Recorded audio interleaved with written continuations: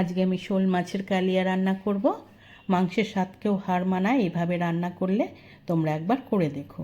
তো তার জন্য প্রথমে কড়াইতে তেল দিয়ে তেলটা গরম করে আলুগুলো লম্বা লম্বা করে কেটে নিয়েছি।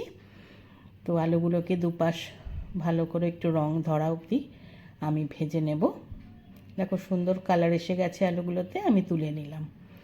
নিয়ে তেলের মধ্যে আমি মাছগুলো এক এক করে ছেড়ে দিয়ে ভেজে নেব। আমরা সমস্ত পিসগুলো রিং পিস রাখি না আমাদের বাড়িতে, এরকম মাঝখান দিয়ে কেটে নিই। কিছু মাছ এরকম কাটি আর কিছু মাছ রিং পিস থাকে লাস্টের দিকেরগুলো। তো সেই ওই মাছগুলো দিয়ে এপাশ ওপাশ করে সুন্দর লাল করে ভেজে নিলাম। আমি একটা হাফ মাথাও নিয়েছি সাথে, সেটাও সুন্দর করে ভেজে নিতে হবে। কড়া করে মাছগুলো ভেজে নিতে হবে, আমি সেইভাবে ভেজে নিলাম। মাছের মাথাটা তুলে নিলাম। ওই তেলের মধ্যে আমি 1 চামচ তেল আবার দিয়ে দিলাম, সর্ষের তেল দিয়ে ভালো করে তেলটা গরম হলে ফোড়ন দেব সাদা জিরে, তেজপাতা, শুকনো লঙ্কা দিয়ে সুন্দর ফোড়নের গন্ধ বেরোলে আমি তার মধ্যে পেঁয়াজ কুচি দিয়ে দেবো। পেঁয়াজ কুচি দিয়ে পেঁয়াজটাকে খুব ভালো করে ভাজতে হবে। সুন্দর রং ধরলে পেঁয়াজটায় এবার ওই পেঁয়াজের মধ্যে আমি 1 চামচ আদা বাটা আর 1 চামচ রসুন বাটা দিয়ে দেব। আদা রসুনটাও পেঁয়াজের সঙ্গে সুন্দর করে মিশিয়ে নিতে হবে। আদা রসুনের কাঁচা গন্ধ যাওয়া অবধি সুন্দর করে ভাজা হলে এর মধ্যে আমি বড় চামচের 2 চামচ পেঁয়াজ বাটা দিয়ে দেব। পেঁয়াজটাকেও ওই মশলার সঙ্গে ভালো করে মেশাবো। মিশিয়ে নিয়ে সুন্দর মশলাটা মিশে গেলে এর মধ্যে আমি এবার গুঁড়ো মশলা মেশাবো। আমি 1 চামচ জিরের গুঁড়ো, 1 চামচ লঙ্কার গুঁড়ো আর 1 চামচ হলুদ গুঁড়ো দেব, আর হাফ চামচ কাশ্মীরি লঙ্কার গুঁড়ো দেব। সব দেব। আর তার মধ্যে 1 চামচ নুন, 1 চামচ চিনি আর সামান্য জল সব দিয়ে আমি সুন্দর করে মশলাটাকে কষাবো। এইভাবে মশলা অনেকক্ষণ ধরে কষালে রান্নার টেস্টটা খুব সুন্দর আসবে। দেখো জল দিয়ে দিয়ে আমি কষাবো। আমি সব মশলা একসাথে মিশিয়ে নিলাম, দিয়ে কিছুক্ষণ ধরে বেশ সুন্দর করে কষাবো। আমি একটু ঢাকা দিয়েও কষাবো।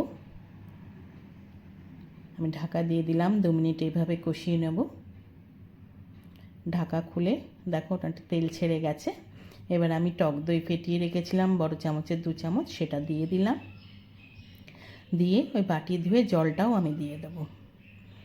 দিয়ে আবার আমি কষাবো, আবার মিশিয়ে নিচ্ছি। সুন্দরভাবে মশলাটা মিশে গেলে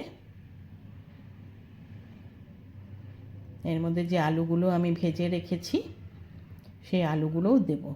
দিয়ে আলুগুলো মিশিয়ে নিয়ে আমি আবার ঢাকা দিয়ে মশলাটাকে কষাবো। এতে কী হবে, আলুটা বেশ সুন্দর নরম হয়ে আসবে আগেই।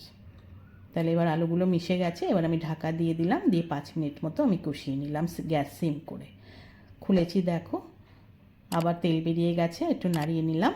নিয়ে এবার আমি যেরকম ঝোল রাখবো সেরকম জল দিয়ে দেবো। আমি 1.5 কাপ মতো জল আমার দিতে হবে। 1 কাপ দিয়েছি, আর একটু ঝোল লাগবে তাই আরও হাফ কাপ মতো আমি জল দিয়ে দেব।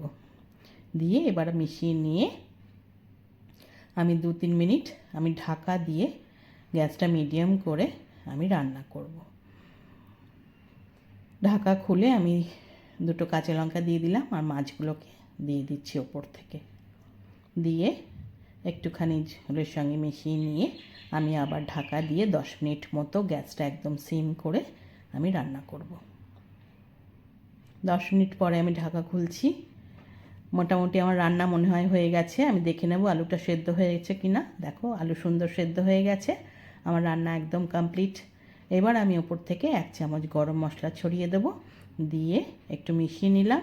নিয়ে আমি ঢাকা দিয়ে গ্যাসটাকে বন্ধ করে স্ট্যান্ডিং টাইমে 10 মিনিট রেখে দেবো।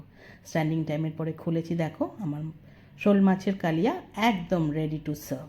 আমি একটা সার্ভিং বলে বা প্লেটে নামিয়ে নিয়ে আমি সার্ভ করে দেবো। এটা খেতে অপূর্ব টেস্ট হয়, একদম মনে হয় যেন মাংস খাচ্ছ।